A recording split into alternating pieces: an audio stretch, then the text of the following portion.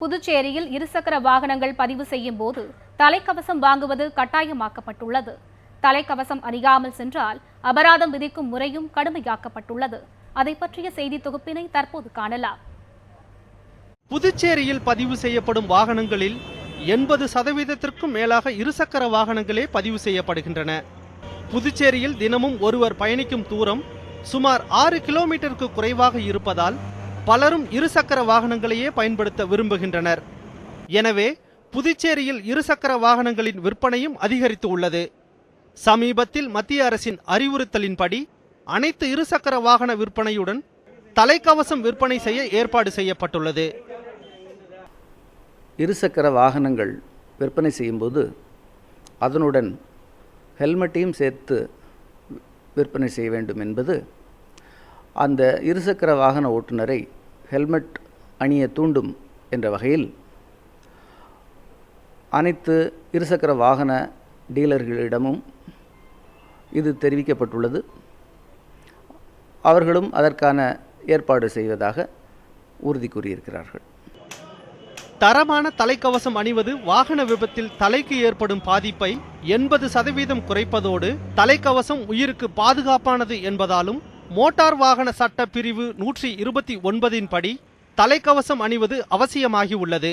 மேலும் மோட்டார் வாகன சட்டம் 1986 மோட்டார் வாகன விற்பனையுடன் தரமான தலைக்கவசமும் விற்க வேண்டும் எனவும் குறிப்பிடப்பட்டுள்ளது.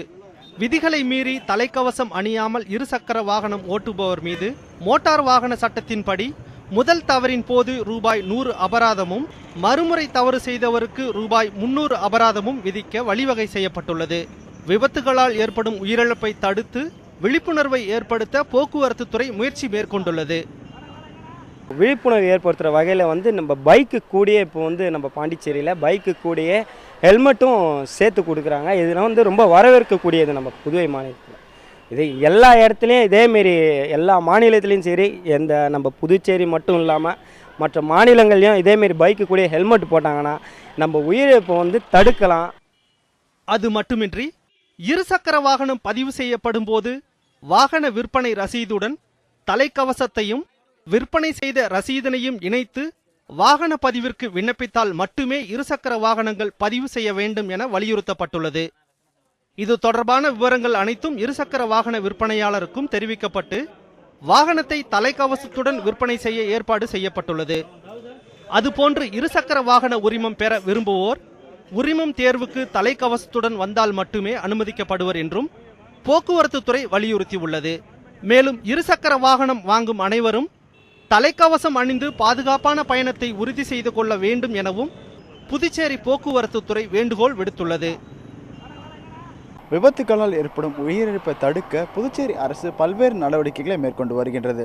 அதுபோன்று தற்போது கொண்டு வந்துள்ள இந்த இருசக்கர வாகன விற்பனையுடன் ஹெல்மெட் விற்பனையும் அதனுடன் இருக்க வேண்டும் என்று அரசு கொண்டு வந்துள்ள இந்த முறைக்கு புதுச்சேரி மக்களிடம் பெரும் வரவேற்பு ஏற்பட்டுள்ளது. ஒளிப்பதிவாளர் ராஜ்குமாருடன் விவேக்குமார், நியூஸ் ஒன் தமிழ், புதுச்சேரி.